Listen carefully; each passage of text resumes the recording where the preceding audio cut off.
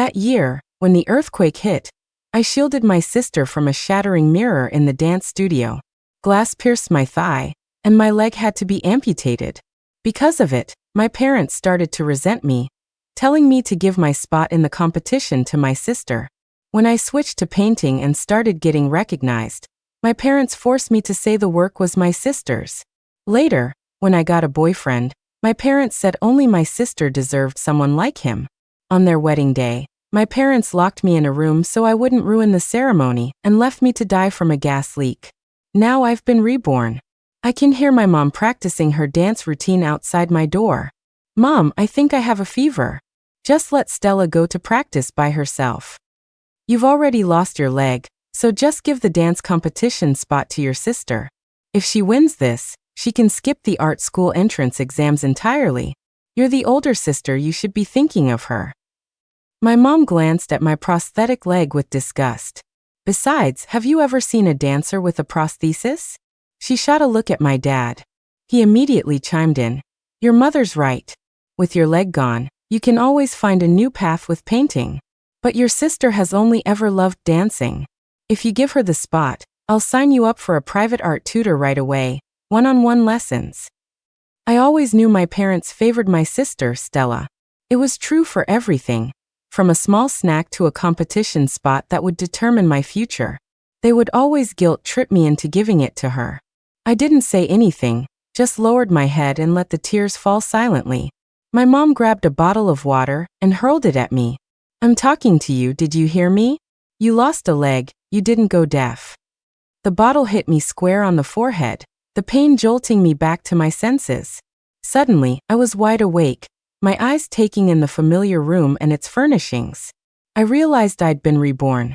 This time my leg wasn't gone. I was lying safely in my bed. Outside the door, my mom was rushing me to get up for dance practice. Mia, it's time for practice. Get up.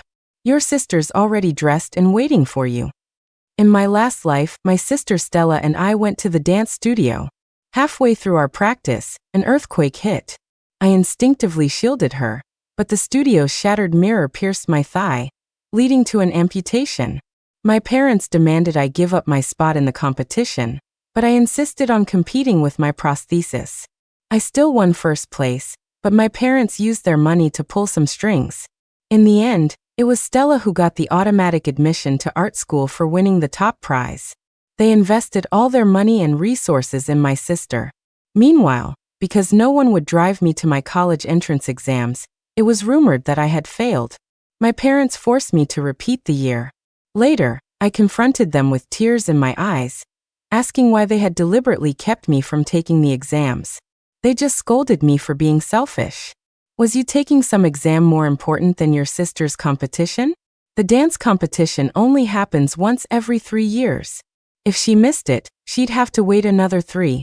You just have to repeat 1 year of school. Why can't you see what's important? Helpless, I did as they wished and repeated the year. But when the exam scores came out, my parents told me I had failed again. Defeated, I asked them to make good on their promise of one-on-one art lessons. To keep me from bothering Stella, my dad agreed. I worked tirelessly day and night, practicing my brush control. The private lessons helped me improve rapidly, and soon, a peer recommended me for freelance work with a top-tier firm. One thing led to another, and I started making a name for myself with a reputation for solid skill and reliability. I caught the eye of a famous painter, who took me on as his final protege. At that time, Stella hadn't won first place or passed her exams, so she was back at home, mooching off our parents. Later, under my mentor's guidance, my fame grew. To give Stella a future, my parents hired another teacher to teach her how to paint. When my first major work, Rebirth, was finished, my parents threatened to kill themselves unless I admitted it was Stella's creation. I finally understood my fate from my past life. No matter how I tried to change it, I could never escape my parents' control. Back then, I never considered that Stella couldn't enjoy the stolen honor for long. You can't hide the truth forever. She could claim my achievements, but she couldn't take my talent. My thoughts snapped back to the present. My mom was still nagging me from outside the door. I quickly pressed a hot water bottle to my forehead. Mom, I think I have a fever. I said, making an excuse. Just let Stella go to practice by herself. At 1 p.m., the earthquake struck, right on schedule. Half an hour later, my mom got a call from the dance studio. The lead instructor's voice was frantic. Stella's parents, you need to get down here right away. There was an earthquake, and her leg was pierced by glass from the mirror. I was pretending to get a glass of water for my medicine, when my mom smacked the cup out of my hand. Forget the medicine. Your sister's been hurt. We have to go now. As expected, this time it was my sister who had to have her leg amputated. But my parents still found a way to blame me. Outside the hospital room, my mom pointed at me and yelled, "Did you know there was going to be an earthquake today? Is that why you stayed home with a slight fever? If you had gone with her, maybe she wouldn't have been hurt. Mia, tell me, did you do this on purpose?" A young nurse who came in to change the 4-drip shook her head and couldn't help but chime in. "Ma'am, who can predict an earthquake? Don't you think saying that will hurt your daughter's feelings?" My mom paused for a second, saw nothing wrong with her words, and told the nurse to mind her own business. My mom was never afraid of hurting my feelings. Anytime there was good food, a fun toy, or even a prize I won at school, she made me give it to my sister. She and my dad always said that as the older sister, I was supposed to give in to the younger one. From the time I could remember, they made me read countless stories about sharing and sacrifice, just to hammer home the virtue of an older sister always yielding to her younger sibling. 3 days later, my sister's amputation was complete. But the college entrance exams were just around the corner. At the dinner table, my parents again asked me to give my competition spot to my sister. Your sister has lost her leg. Winning first place in the dance competition is the only way she'll have a bright future. You're perfectly healthy, you can learn anything you want, and it'll be easier for you.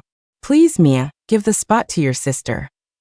I paused and asked, "But how can she compete like this?" My mom replied without a second thought, "She can dance with a prosthesis. There's no rule that says you can't." I never expected my mom to say that. My dad cleared his throat and added, "If you give the spot to your sister, I'll sign you up for private art lessons. Didn't you say you liked painting? If you don't get into college, you can still pursue art.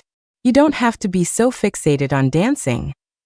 I saw the eager looks in their eyes. Since I couldn't change their minds anyway, I might as well go along with it. They thought getting the spot was the same as winning the competition. They were in for a surprise. So I replied firmly, "Mom, Dad, I was thinking the same thing. You've always told me to be more considerate of my sister. Now that she's hurt, I should definitely give her the spot. I'll talk to the teacher tomorrow." My parents' eyes widened in disbelief.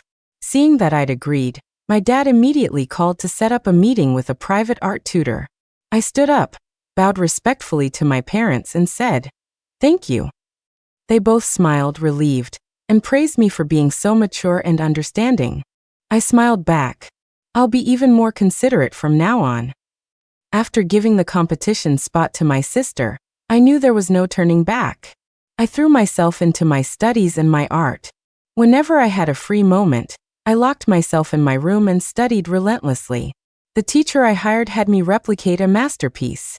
After a month, the painting was just starting to take shape. But while I was out, just as I was about to add the final colors, my sister took it upon herself to help me. The result was a complete mess. I couldn't stop myself from yelling at her. "If you don't know what you're doing, don't touch my painting.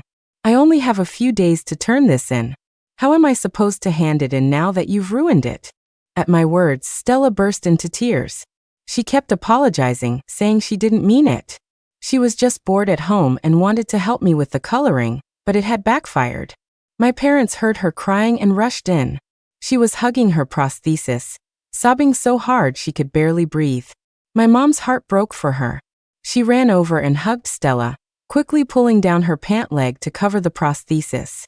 Then she turned and pointed a finger at me, her voice dripping with venom. "It's just a painting. Can't you just paint it again? Your sister is already going through enough with her leg, and now you're bullying her? Do you have any conscience at all?" Just like that, with a casual "paint it again," a month of my hard work was gone. She knew perfectly well that wasn't the point. The point was that Stella had used my paints without asking and then played the victim, pretending it was an accident. My dad was about to scold me too. I lowered my voice. It's okay, never mind. If my sister was bored, she can use it to pass the time.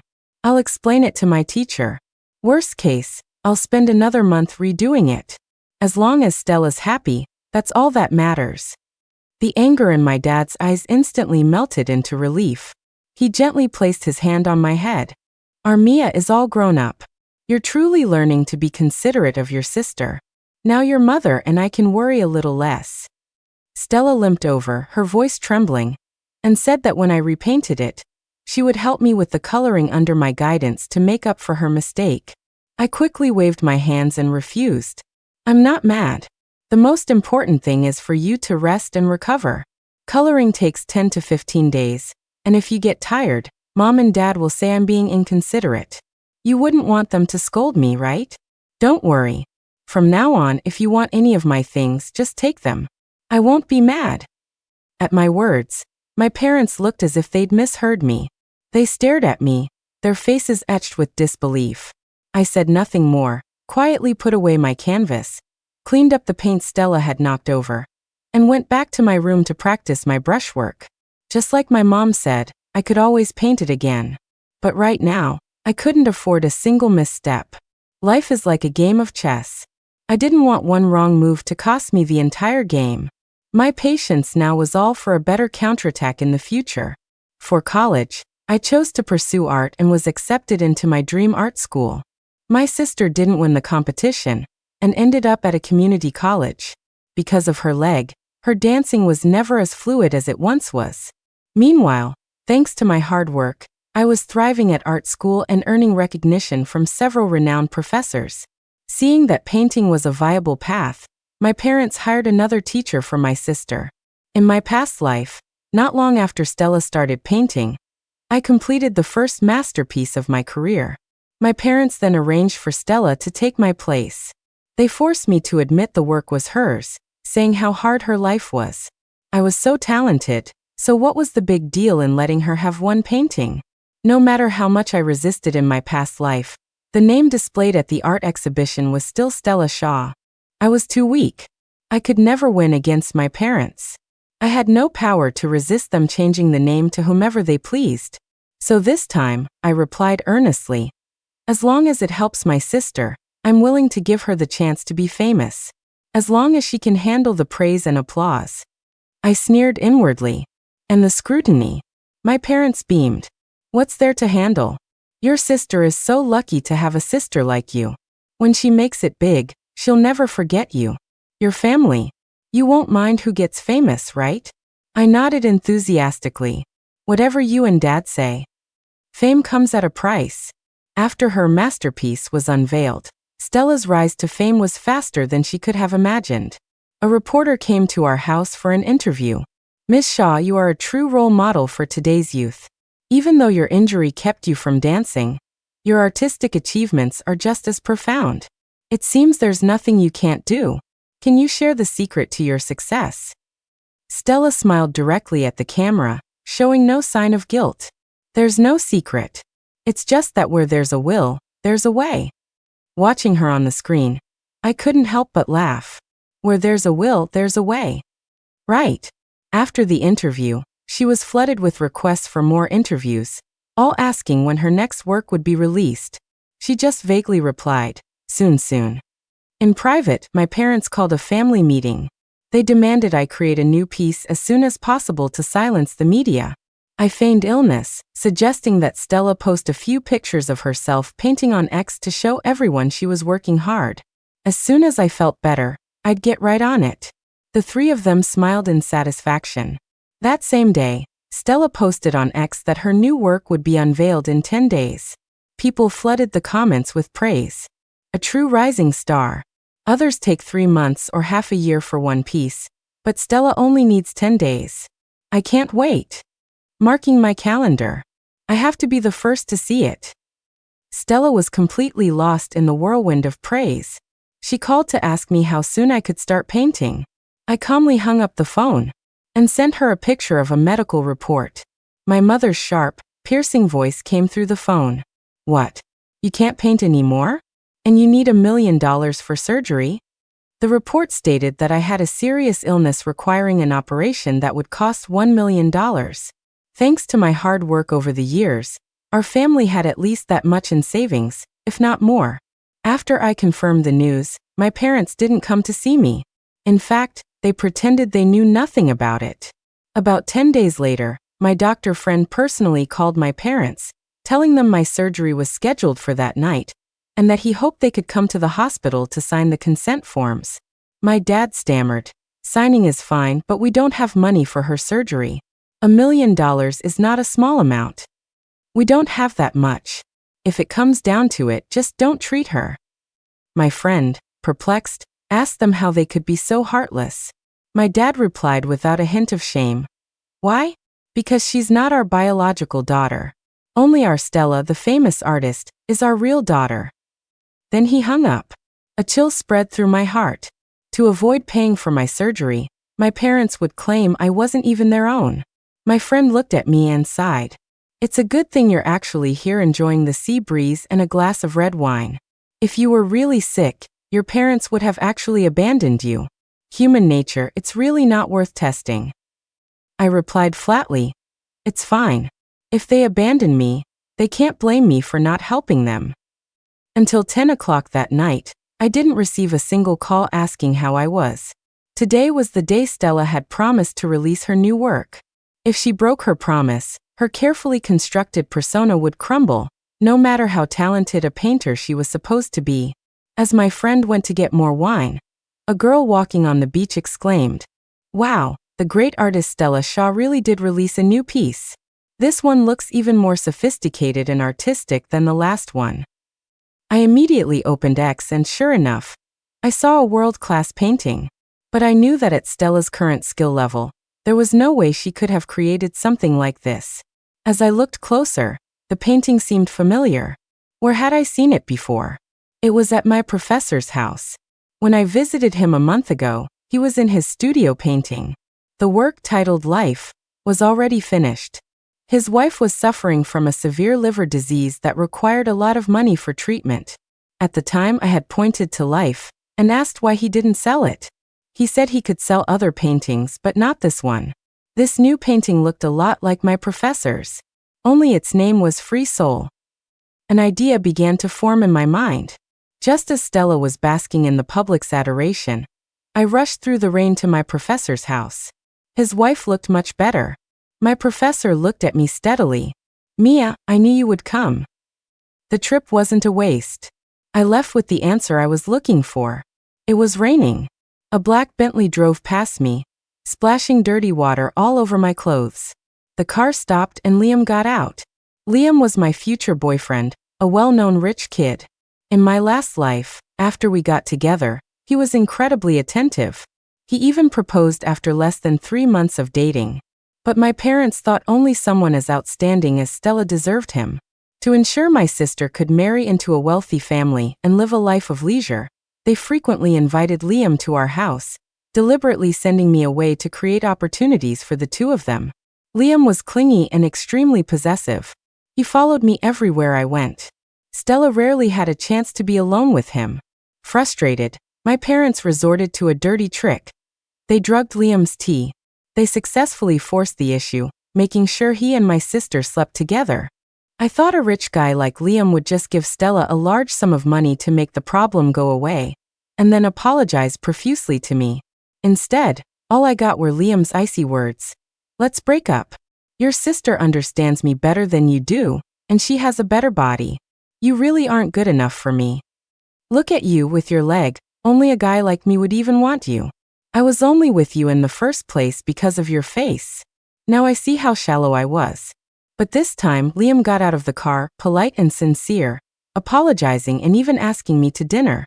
In my past life, I would have refused without a second thought. Who goes out to eat with a stranger they just met? But things were different now. I feigned a gentle refusal. "That's not necessary. It's a small thing, you don't need to apologize." But Liam insisted, determined to treat me to a meal. I knew how stubborn he could be. After dinner, Liam drove me home. As we neared my building, I called Stella and asked her to throw an umbrella down from the window. It happened just as I expected. My mom and Stella saw someone drop me off in a fancy car and rushed downstairs in a flash, forgetting the umbrella completely. The moment my mom saw Liam, her eyes lit up. Using the rain as an excuse, she invited him inside. Watching Liam walk through the door, my heart leaped. This was exactly what I wanted to see. After a few more meetings like this, Liam confessed his feelings for me. Coincidentally, Stella was also planning to confess to Liam today. So I posted something on my social feed, making it visible only to the three of them. A few minutes later, my parents called, telling me to rush home because Stella had fallen. As soon as I walked in, I saw Stella collapsed on the sofa, her face streaked with tears. The moment my parents saw me, they stormed over, their voices raised. "Mia, did Liam confess to you today? You know your sister likes him too, don't you?" My dad's expression faltered, his voice choking up. "Mia, why don't you let your sister have Liam? You're healthy and smart, you can find anyone you want. Why do you have to fight her for him?" I was a little stunned. I never wanted to fight her. Who Liam chose was entirely his decision. But I was the only one who truly understood what Liam was like. His possessiveness was on another level, practically psychotic. In the 3 months we were together, he had to be with me constantly. I had to report my whereabouts at all times. If I slipped up even once, he would kneel in front of me, asking if he wasn't important anymore, only to turn around and berate me, sometimes even roping me into terrifying games. I thought about it. Let Stella play his games. In this new life, I wasn't about to repeat my past mistakes. Stella's crying grew louder. She suddenly grabbed my arm. "Sis, please let me have Liam. I really love him. I can't live without him." Seeing this, my parents' brows furrowed into knots. They were about to say something. But I spoke first. "I don't even like him that much. I'll tell him tomorrow that I've changed my mind. If my sister likes him, I don't care." Stella's sobs stopped abruptly. She shook my hand frantically, thanking me. My parents were so happy they were practically dancing. They said they were blessed to have such a sensible daughter. They moved quickly. The very next day, they had me invite Liam over for dinner. Just like last time, they drugged his tea, and soon enough, the deed was done.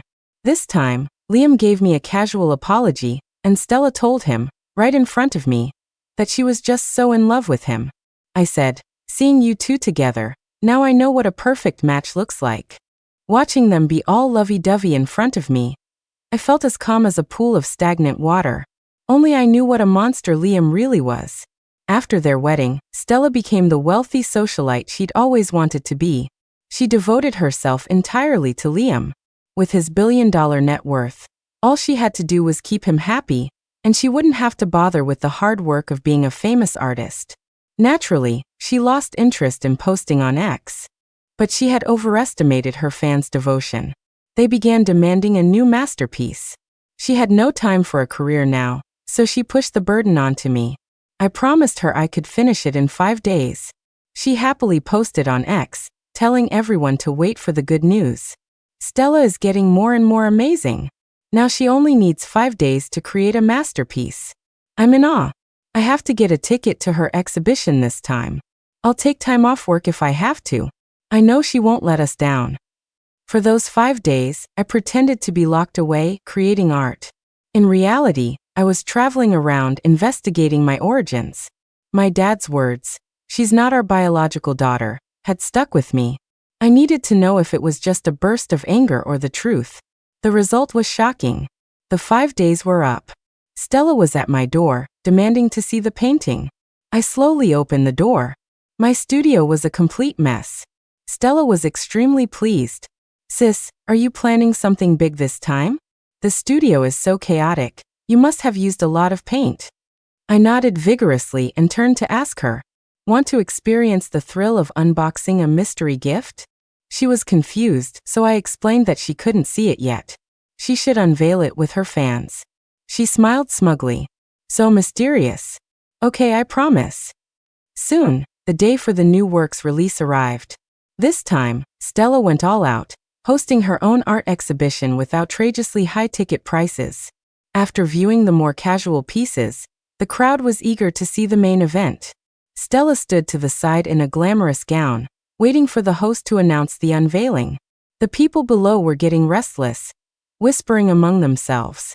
"I can't wait to see Stella's new work." She said on X that it would be more meaningful and profound than the last two.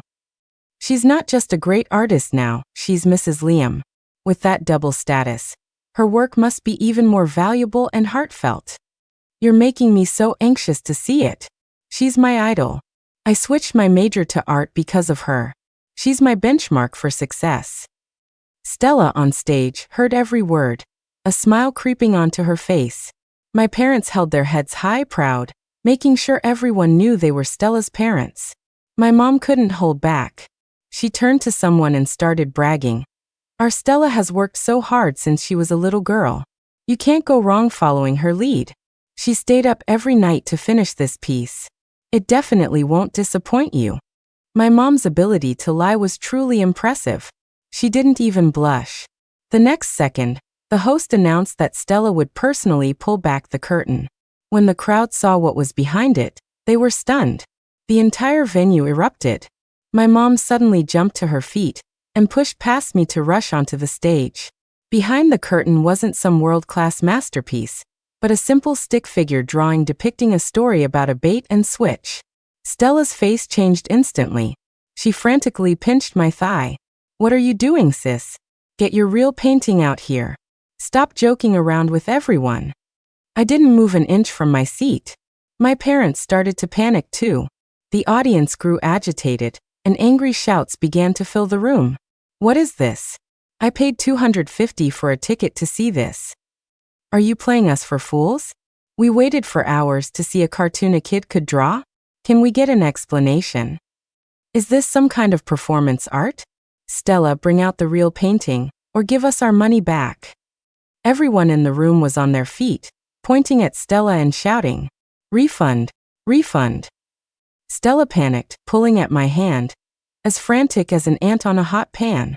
"Sis, where's the painting? Hurry up and bring it out." My parents were clearly flustered, trying to calm the crowd. "Everyone, please be patient. That was just a little hiccup. Give us a few minutes, and we'll bring the painting right up." The three of them tried to drag me backstage, but I wasn't going to let them. "We'll give you a few minutes. If the painting isn't here by then, we're calling the cops on you for fraud." I broke free from their grasp and rushed onto the stage, holding a pre-prepared recording up to the microphone. My professor's voice filled the hall. "Your sister-in-law's surgery was expensive. It was your sister, Stella, who bought my painting Life for $1 million. She then renamed it Free Soul, and passed it off as her own work." The recording stopped there. All three of their faces turned pale. My mom pointed at me on stage and shrieked, "What are you doing, Mia? You're going to ruin your sister." I let out a cold laugh and shot back, "Who's ruining whom? You'd better listen closely." The recording continued, and their faces grew darker and darker. My mom pointed at me on stage and shrieked, "What are you doing, Mia? You're going to ruin your sister." I let out a cold laugh and shot back, "Who's ruining whom? You'd better listen closely." The recording continued, and their faces grew darker and darker. "Mia, you've already lost your leg, so just give the dance competition spot to your sister. If she wins, she can skip the art school exams. As the older sister, you should give in to her. Your sister has it so hard. You're so good at painting. What's wrong with letting her have one piece? We just need to change the name to your sister's. As long as you don't say anything, no one will ever know. Your family. You won't mind who gets famous, right? If you fail your exams, you can just retake them. Your sister is different. She's sick and needs $1 million? We don't have it. Let her go without treatment. Mia, why don't you let your sister have Liam? You're healthy and smart. You can find anyone you want. Why do you have to fight her for him? If you don't agree, your father and I will kill ourselves right in front of you. Sis, please let me have Liam. I really can't live without him." When the recording finished, my face was streaked with tears. The crowd erupted, turning on Stella and demanding refunds. So her big masterpiece was actually her sister Mia's, and the last famous painting was one she bought. Stella, you're shameless. Using your sister's work and passing it off as your own. You'll get what's coming to you. They had $1 million to buy a painting for a scam, but not $1 million to save their own daughter's life? What cruel parents. What a tragedy. I feel so bad for Mia. Forced to give up everything for her sister since she was a child, competition spots, her art, even her boyfriend. This family is unbelievable. Get away from them. Go, Mia. You're so talented on your own. You'll have a much better life without these freaks. With the truth out, Stella lost it. She lunged at me, and we started struggling as she screamed that I had ruined her life. My mom fainted from the shock. My dad raised his hand to slap me, but I dodged, and his hand struck Stella instead. Furious, Stella shoved him hard, and he fell to the ground. My dad nearly had a stroke. The scene descended into chaos, with people still shouting fraud and refund. Stella cried, clutching our parents. She then pulled up her pant leg to reveal her prosthesis and wailed, "I'm like this all because of my sister. Do you really believe she just let us push her around? She's a vicious, cold-hearted snake." Stella was truly desperate, trying to pin even this on me. Luckily, I had invited our old dance teacher to be there today. The teacher was invited on stage, and Stella tearfully pleaded with her. "Teacher, tell everyone. Wasn't Mia faking sick that day to skip practice? If she had been there, it would have been her who got hurt. My parents always taught her to give in to me, to protect me. If she had been there, she would have shielded me from that broken glass. She would be the one with the amputation, not me. If you don't believe me, ask her. My parents made her memorize stories about sharing and sacrifice 100 times. She would have given in to me." As she spoke, she collapsed to the floor. I thought she might have some powerful evidence, but she was as dumb as a rock. The teacher shook her head and tried to help her up, but Stella slapped her hand away. Left with no choice, the teacher told the truth. Mia was not faking sick that day. I received proof of her medical treatment, a prescription and a photo of her foredrip. Stella deflated instantly, muttering, "Impossible." Thank goodness for my doctor friend. He had taken one of his dad's prescription pads and scribbled something for me to photograph. The 4 video was an old one I had saved. I was glad I had a habit of saving photos and videos. When my mom woke up in the hospital, 2 days had passed. After what happened, Stella's reputation was completely destroyed, and she lost a lot of money. My parents cut all ties with me and kicked me out of the house. But on the day of my mom's surgery, I still went to the hospital. In the hallway, she pointed at me hysterical. "You're the one who made your parents sick. How dare you show your face here? What's so great about you? Even if I've lost everything, I still have Liam. I'm still Mrs. Liam. And what are you? Just some stupid painter. And let me tell you, I'm pregnant with Liam's child. He's not going to abandon me." I laughed at her naivety, at her ignorance of the damage this scandal had done to the Liam family. Liam was probably dying to kick her to the curb right now. "Stella, you're overestimating yourself. Liam doesn't need a liar for a wife." Just then, a familiar male voice came from behind me.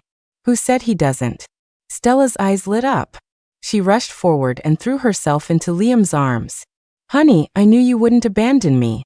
Liam's appearance surprised me even more. How could he accept a Stella like this? Could it be? The truth was exactly as I had imagined. After Stella gave birth to the child, everything changed. One stormy night, Stella pounded on my door. "Sis, please save me. Liam is a monster, a devil." Stella knelt pathetically on the ground. Her hands were tied, and she was dressed in thin clothes despite the cold. Her exposed chest and arms were covered in scratches. One side of her face was swollen and covered in bruises.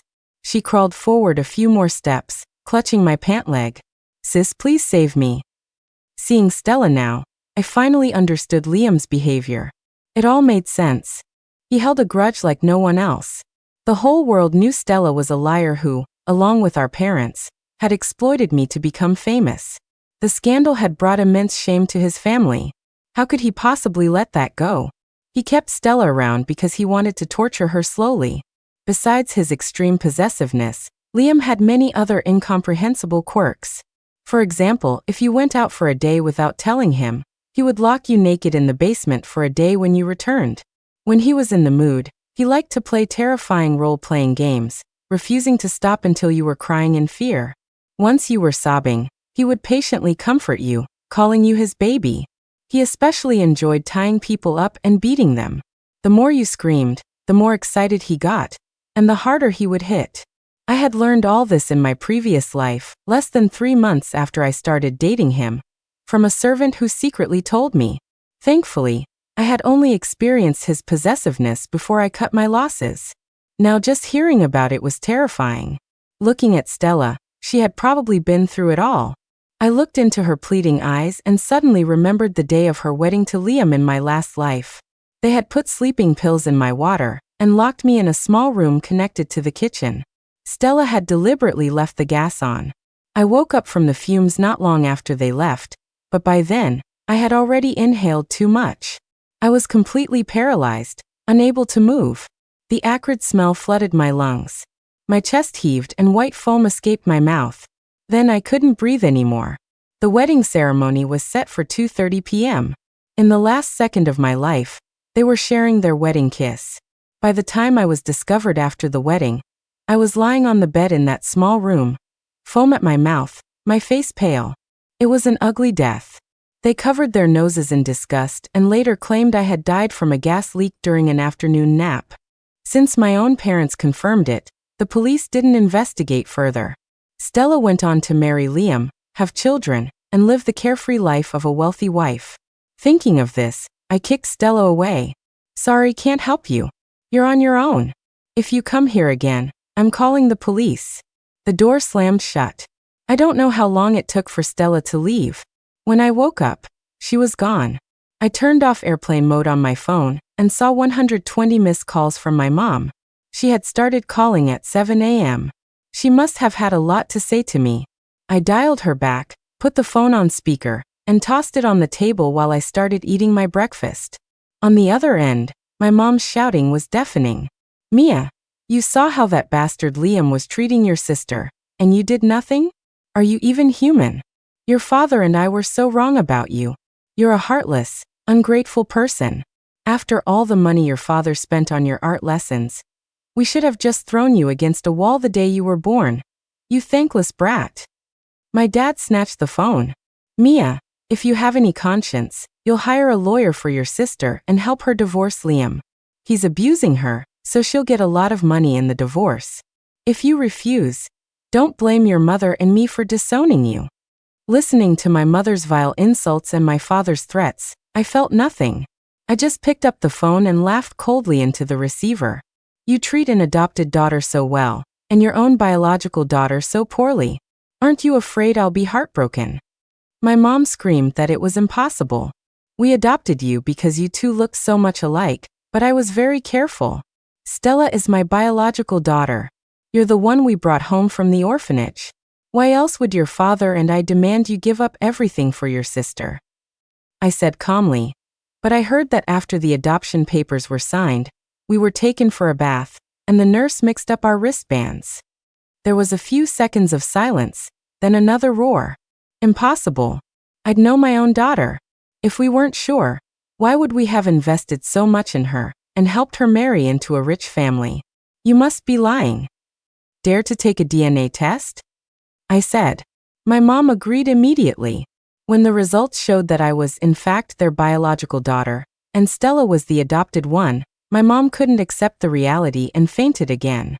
Stella went crazy, insisting I must have tampered with the results. I laughed at her ignorance, not wanting to argue. I was about to get in my car and leave. She grabbed my dad's hand, insisting she was his real daughter and demanding $1 million for a lawsuit. But my dad, now knowing Stella wasn't his biological child, did a complete 180.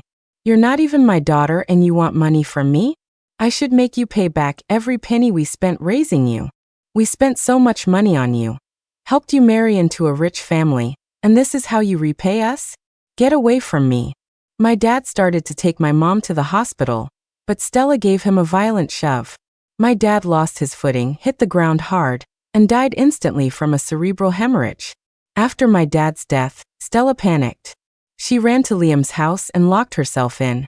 threatening to jump off the balcony with their child if Liam didn't help her leave the country. In the ensuing struggle, the child was rescued by a servant. Stella pulled Liam with her as she jumped. When my mom woke up, everything had changed. She said it was all my fault. If it weren't for me, she and my dad would be living a good life, and Stella would be lavishing her with money from the Liam family. Her future grandson would be sweetly calling her grandma. Seeing her still lost in her beautiful fantasy, I had to tell her one more cruel truth. I leaned in and whispered in her ear, "Your grandson had a high fever last night. No one found him in time. He's also..." My mom couldn't handle this final fact. She snapped and went insane on the spot.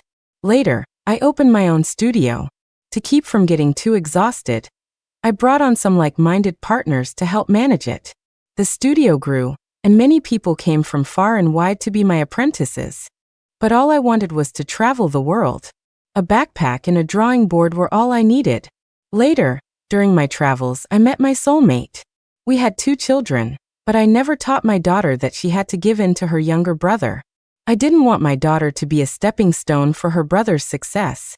The future is something you have to fight for yourself, not something you build by stealing someone else's light and faking a hollow victory.